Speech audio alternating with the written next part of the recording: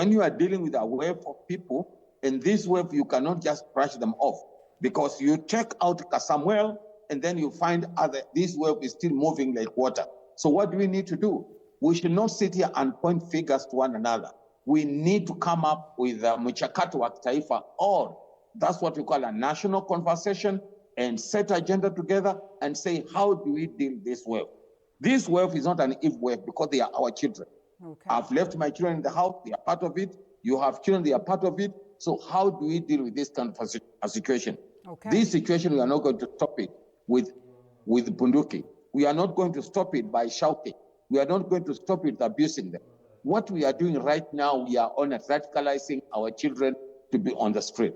All right. So can we just back up, look back and say, please, police officers, the issue of police and goons cannot work together.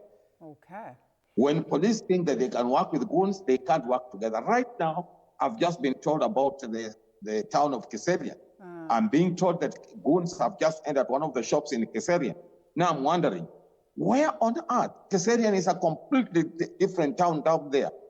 Those people, they know one another. So for any such a thing to happen in Kiserian, for sure, they cannot be used from Kiserian. These are just sheer goons. So what are we saying? Please, let's come together as Kenyans and think critically, and save our ship from sinking. All right. Thank you so much, Rev. We'll be coming back to you on understanding the significance. I literally was waiting for him so that we can discuss the significance of Saba Saba. But I'm just looking at the pictures on screen. This was earlier. Perhaps pretty much the same occurrence happening in the country or different parts of the country as at now, because then we can receive communications from our relatives, from people, in different parts of the country. And I, perhaps in my lazy thinking, sometimes I argue that even these ones that are being referred to as goons are Kenyans before they are goons. That perhaps by the time you allow yourself to be paid to go and cause destruction, it's because you don't have a decent job. It's because things are not working good for you. Unless you want to tell me these goons have been imported from different parts of the world.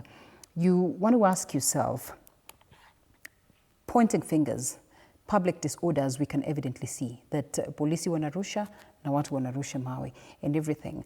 And we all are having arguments of, beyond what the Constitution dictates, we must come up with bills that are going to bring public order in such occurrences.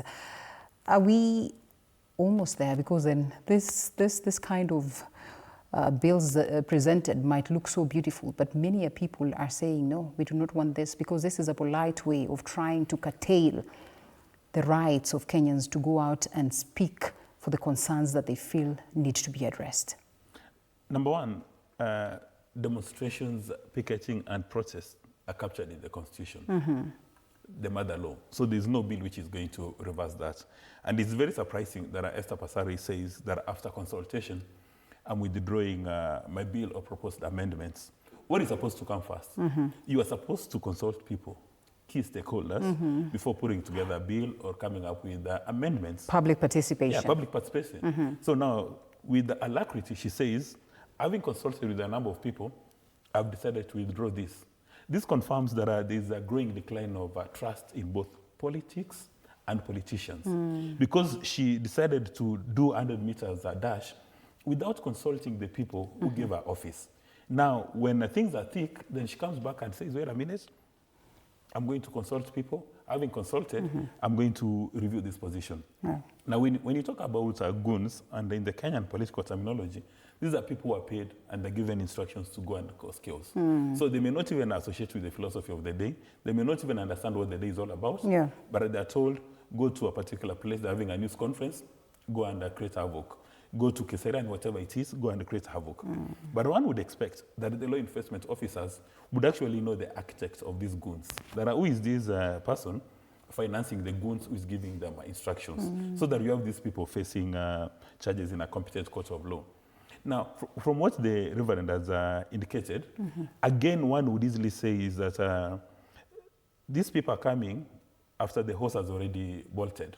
Because we've been told that we must engage in prayer.